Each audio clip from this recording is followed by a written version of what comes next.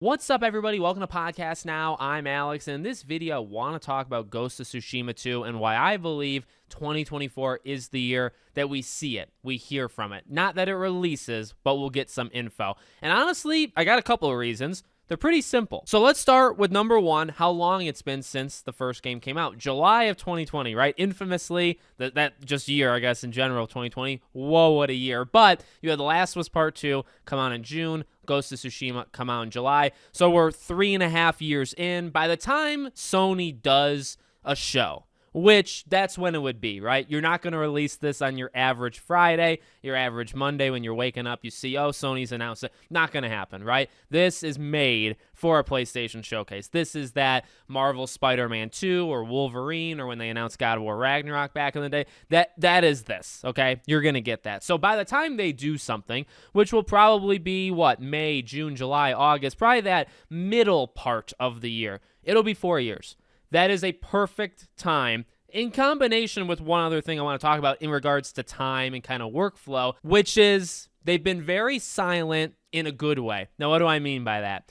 Well, you could say, well, Alex, it's been quite a while since we got Last of Us Part 2, the same amount of time, right? Now, Naughty Dog, I mean, there's been so much internal stuff that's happened. We've heard it externally. They've released Last of Us Part 1 remake, doing Last of Us Part 2 remastered. Sucker Punch has been very quiet, right? They do the Icky Island DLC. They do Legends, but overwhelmingly, they did Ghost of Tsushima. They do a couple small things, and those were actually pretty close to when Ghost 1 came out, and then nothing. Absolutely nothing. And I'm not saying like one is better than the other, but we haven't heard any internal drama. Everything seems to be okay. If they have been working on Ghost 2, which they have, it's been seemingly a pretty steady ride the entire time, which makes it more likely that it could be shown sooner rather than later. If there were cancelizations, if there's all these issues going on in the studio, obviously it would take longer. But 4 years, that is more than enough time. In fact, the other part to this is, okay, well, think even further. When would this game come out? This is probably a 2025 game. You look at God of War, you look at Horizon, and you look at Spider-Man. 3, I would say, perfect examples, and also 3 very recent examples, right? All 3 of them took 5 years from the first game to the second game. So that is, I would say, the blueprint.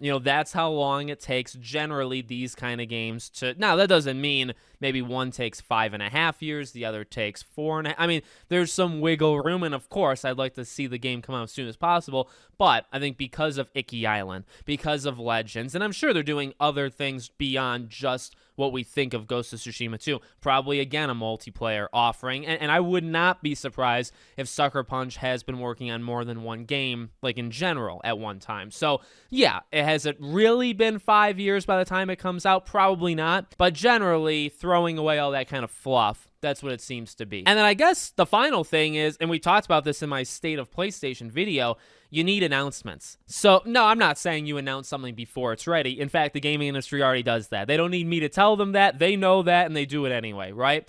But when you think to 2024, there's all this, Twitter debate of, well, what's a first-party versus third-party thing? Does Sony have anything versus not? Look, PlayStation does have stuff coming out that's exclusively on PlayStation. Stuff that is owned by them, studios that are owned by them, they have nothing. And I'm not saying like, oh, woe is Sony, or that's like the worst thing in the world.